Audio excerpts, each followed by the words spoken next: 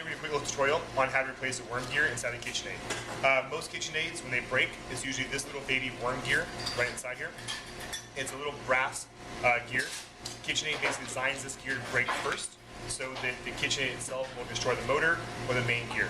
It takes about 5 or 10 minutes to actually switch the gear out. We're going to show you how. These gears, I'll email you later, basically available on Amazon. It's the best way to buy them.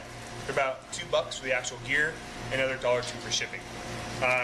This right here is going to be another, this is called a worm gear driver. This doesn't usually break. We usually have 1 or 2 of these in house just in case. So to start off, we need a very fancy screwdriver.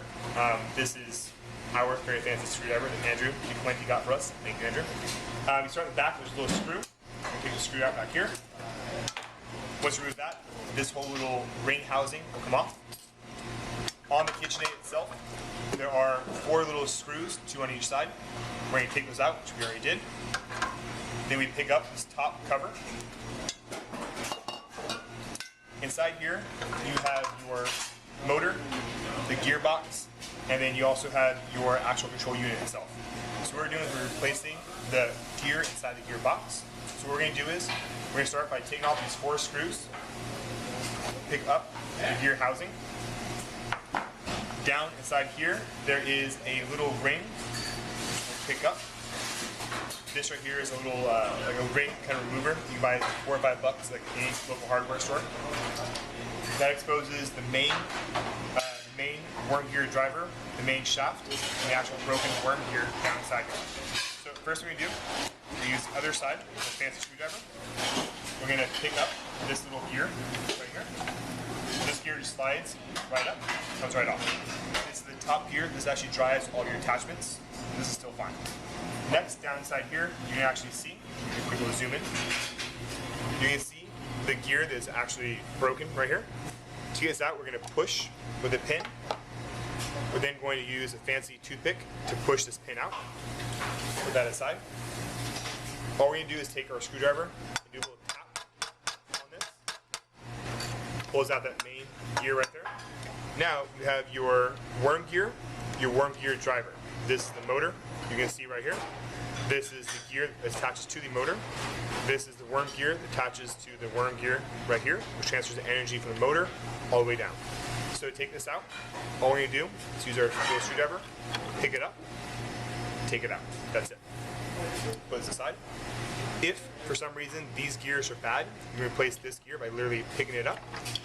All you're going to do is replace the 2 bushings on the end and replace this worm gear driver. About 3 out of 4 times, there'll be no issues at all with the worm gear driver. It's usually with the worm gear. The way you'll tell is you look at it and these little gears are worn down, replace them. This little worm gear driver is about $3, maybe $4 online. If you need it on the fly, you can buy it for like $10 or $12 through Amazon. Again, what I usually just have 1 or 2 in house just in case.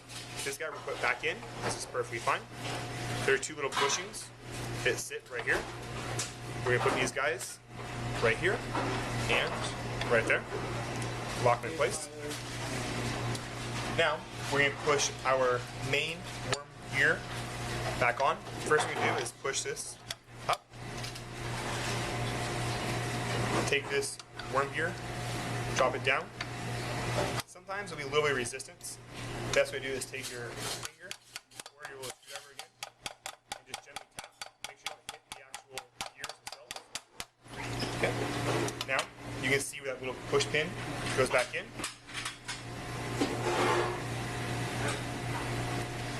Align that push pin with the worm gear itself. Again, this is your top gear that drives all of your attachments you have your KitchenAid. There's a little slot for that pin to sit. So push this right on top. Adjust it right there. Now, we have our worm gear driver, our new worm gear, our top gear, the pins put back in. We're going to put this housing back on top. Fit just like that. Now, all we do is take our screws, tighten our screws back down. Take our cover, put our cover back on. We're going to tighten these 1, 2, 3, 4 screws go right back inside here. Then we're going to take our little bracelet, if you will, put the bracelet on here, lock it in place, and actually screw the screw back on, and right back. What this basically will do is, now the motor is not been replaced, the motor is still fine. The worm gear driver itself was fine in this case, we replaced just that one little worm gear. Again, the best way of buying is on Amazon, or basically anywhere online, and that's it. Alright guys, hope that helps. If you have any questions, please email me. Thanks.